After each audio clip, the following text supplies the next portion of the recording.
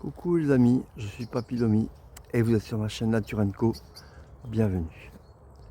Regardez mes amis ce lever de soleil. Regardez-moi ça. Nous sommes dans le camp de camping de Plouermel et regardez-moi ça. C'est magnifique, non? Voilà. Et il est 8h30. Trop bien.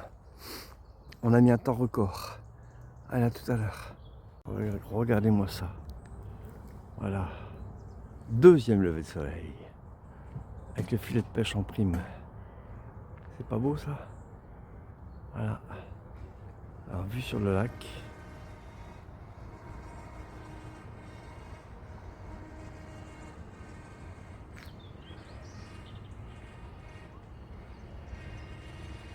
Ah, il y a un bateau école, tiens, c'est marrant ça.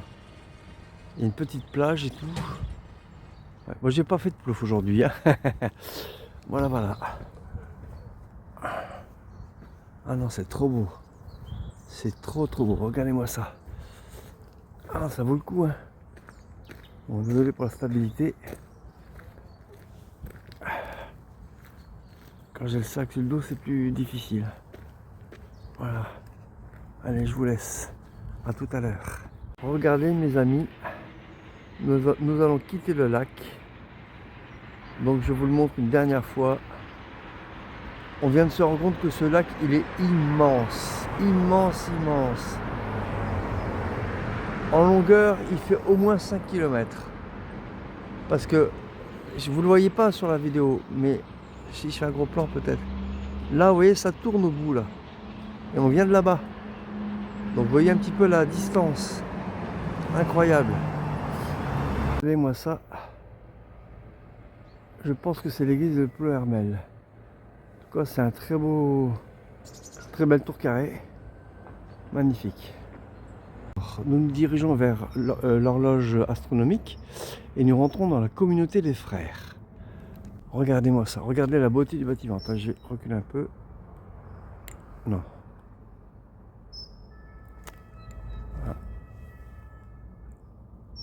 Voilà. Regardez. Bon, désolé pour la sirène, ça c'était pas prévu. C'est immense, hein. Voilà.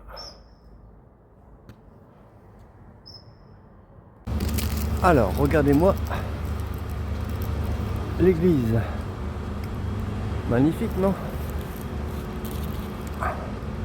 Bon, comme on doit visiter l'horloge, on peut pas tout faire. Hein.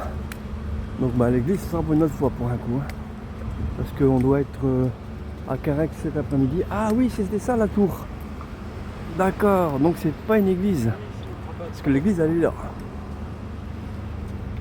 Maison mère des frères de Plouermel. Cette horloge d'exception repose sur un système avancé d'horlogerie, entraînant une série de cadrans ainsi qu'un système solaire.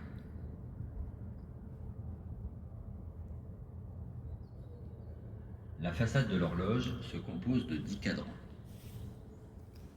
Le premier cadran est réglé sur l'heure solaire. Il montre les heures, les minutes et les secondes. Le deuxième cadran fait office de calendrier journalier. Il comporte 2 aiguilles, une blanche indiquant le jour de la semaine, une jaune le quantième du mois. Le troisième cadran est un calendrier lunaire. Il comporte 2 aiguilles et 4 pastilles symbolisant les 4 phases de la Lune. Lorsque l'aiguille jaune pointe la pastille noire, la Lune n'est pas visible. C'est la nouvelle Lune. Sur la deuxième pastille, la Lune est ascendante. C'est le premier quartier.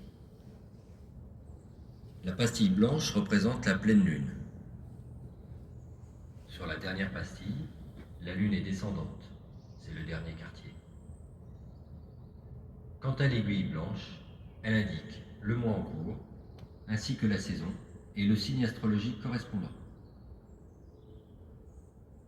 Le quatrième cadran comporte 2 aiguilles et 2 plaques métalliques situées de chaque côté du cadran. Intéressons-nous d'abord à l'aiguille jaune. Celle-ci, munie d'une pastille qui le représente, est tournée en permanence vers le soleil dont elle figure le mouvement quotidien apparent. Pour cette raison, Elle tourne dans le sens inverse des aiguilles d'une montre et effectue le tour du cadran en 24 heures. Au coucher du soleil, la pastille de l'aiguille disparaît derrière la première plaque et reste cachée jusqu'au lever du soleil. La position des plaques varie toute l'année, suivant la longueur des jours. Plus les jours sont courts, plus les plaques sont hautes. Ce mécanisme repose sur des rouages excentriques, actionnés par le système d'horlogerie situé à l'arrière du cadran. L'aiguille blanche représente l'équation du temps et indique la différence entre la durée réelle et la durée moyenne des jours. Cette différence est due à l'obliquité de l'axe de la Terre sur l'écliptique et à la trajectoire elliptique de la Terre autour du Soleil. Les légères différences de durée journalière s'annulent 4 fois dans l'année et peuvent atteindre un maximum de plus ou moins 16 minutes. Ces valeurs sont indiquées en face des mois de l'année. Les 5e et 6e cadrans indiquent l'heure relative à chaque continent. Ils font tous deux un tour en 24 heures. Le 5e cadran montre l'hémisphère nord, le 6e cadran l'hémisphère sud. Pour connaître l'heure d'un point du globe, il suffit de suivre le tracé des méridiens et les découpes des fuseaux horaires en partant du centre vers la périphérie du cadran. Le 7e cadran donne les positions de la Lune et du Soleil vues de la Terre. L'aiguille jaune pour la position du Soleil et l'aiguille blanche pour celle de la Lune. Lorsque les aiguilles sont superposées, c'est la nouvelle Lune.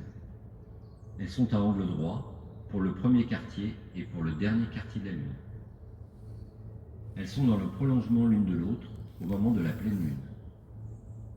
Les cadrans 8 et 9 indiquent la position des étoiles visibles à Plohermel. Pour cela, une zone est délimitée sur chaque cadran et indique les étoiles invisibles pour Plohermel à cet instant. Le 10e et dernier cadran compte 3 aiguilles. L'aiguille jaune donne l'ascension droite et la déclinaison du Soleil. L'aiguille blanche, elle, indique les années et fait un tour du cadran en un siècle.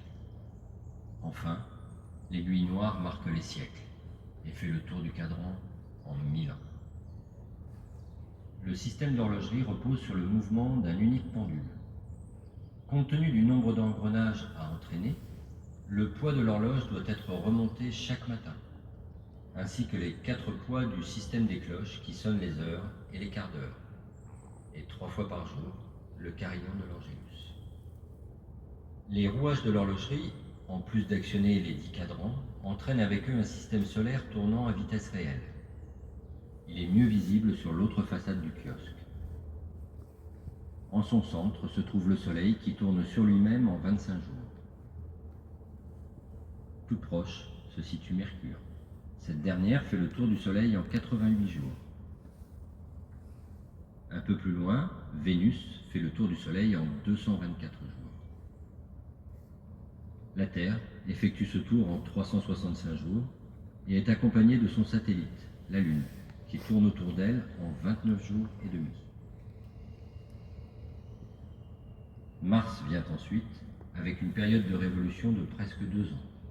Jupiter, la plus grosse planète du système, est accompagné de 4 satellites dits galiléens. Entraînés par le mécanisme, leur mouvement est conforme à la réalité. Il faut presque 12 ans à Jupiter pour faire le tour du Soleil. Également entouré de satellites, Saturne fait le tour du Soleil en 29 ans. Contrairement à Jupiter, ces satellites dépourvus de rouages restent immobiles. Enfin, siècle par le frère Bernardin Morin, dans l'enceinte de la maison mère de la congrégation des frères de Plohermel. Il enseignait les mathématiques aux jeunes frères préparant le brevet. Il avait acquis un haut niveau de connaissances dans ce domaine et rédigé des traités d'arithmétique à l'usage des élèves, mais aussi de leurs maîtres. C'est pour illustrer ces cours que le frère Bernardin entreprit, en 1850, la conception d'une horloge au mécanisme complexe, reposant sur son savoir mathématique et astronomique. Plans et calculs achevés, il prit sur son temps libre pour en fabriquer les quelques 200 roues dentées. Chaque pièce est faite en laiton. Achevée en mai 1855 et montée dans une salle de cours, l'horloge est exposée au public dans un kiosque vitré, érigé en 1895 dans la cour intérieure de la maison mère des frères de Ploermel. Cette horloge d'exception repose sur un système avancé d'horlogerie entraînant une série de cadrans ainsi qu'un système solaire.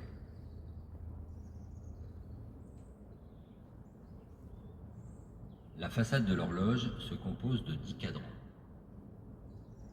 Le premier cadran est réglé sur l'heure solaire. Il montre les heures, les minutes et les secondes. Le deuxième cadran fait office de calendrier journalier. Il comporte 2 aiguilles, une blanche indiquant le jour de la semaine, une jaune le quantième du mois. Le troisième cadran est un calendrier lunaire. Il comporte 2 aiguilles et 4 pastilles symbolisant les 4 phases de la Lune. Lorsque l'aiguille jaune pointe la pastille noire, la Lune n'est pas visible.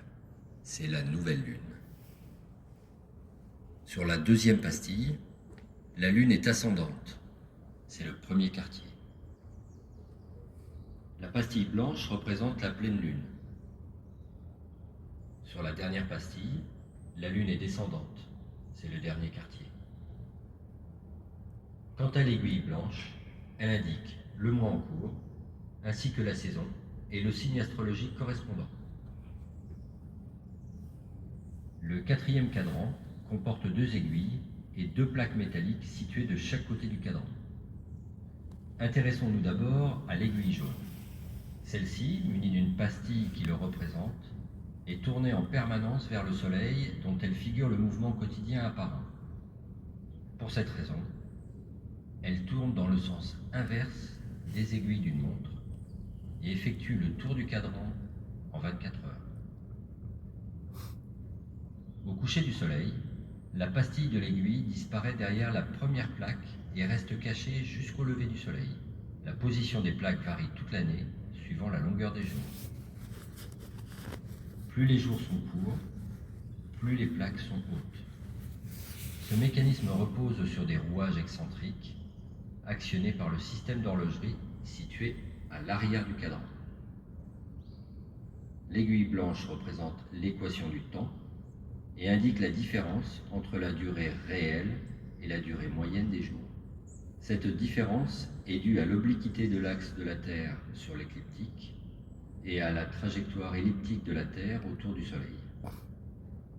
Les légères différences de durée journalière s'annulent 4 fois dans l'année et peuvent atteindre un maximum de plus ou moins 16 minutes.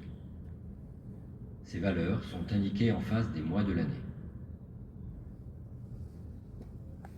Les 5e et 6e cadrans indiquent l'heure relative à chaque continent.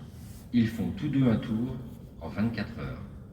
Le 5e cadran montre l'hémisphère nord, le 6e cadran l'hémisphère sud.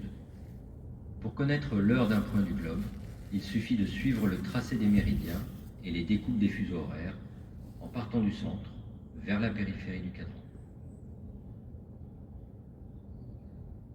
Le 7e cadran donne les positions de la Lune et du Soleil vues de la Terre.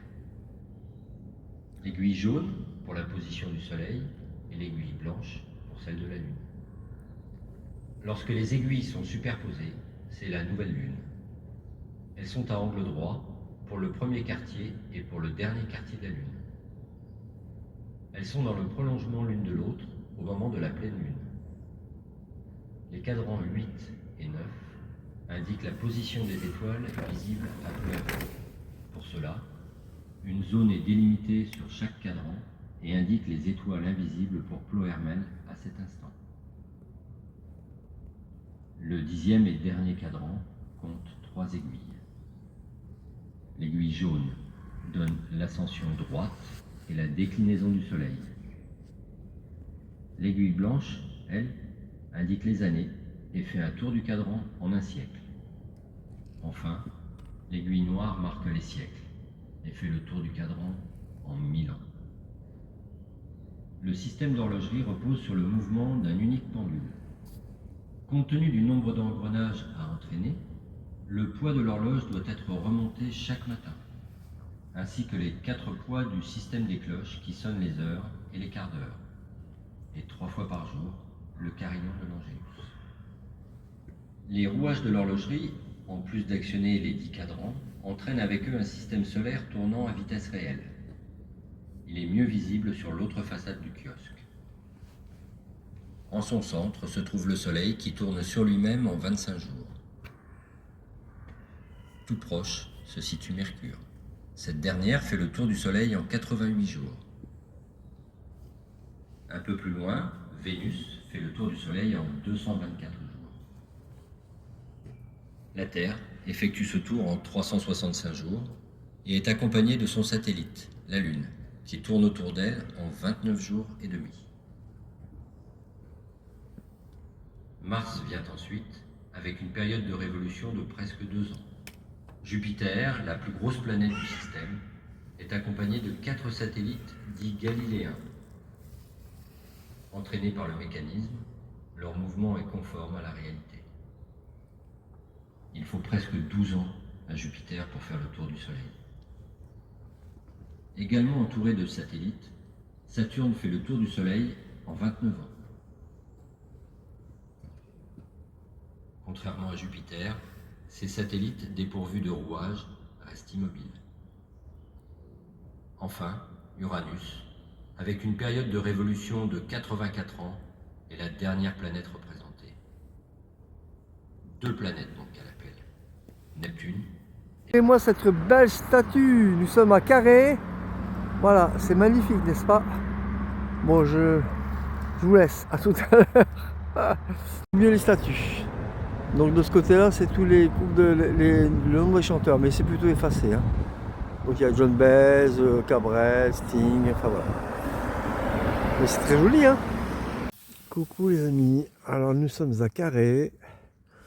Nous sommes à la Décathlon de Carré puisque notre bande de gaz est presque vide. Et nous avons trouvé un grand espace vert où planter notre tente. Donc voilà, nous sommes à la sortie de Carré. Il y a les bruits des voitures, mais bon, c'est encore à peu près calme. Puis après, bon, ça ira mieux. Donc voilà, donc on va profiter pour arrêter cette vidéo pour ce soir. J'espère que cette vidéo vous aura plu. Comme d'habitude, je me répète, mais c'est toujours utile. Mon compte Tipeee est toujours ouvert, c'est les derniers jours pour le mois de septembre.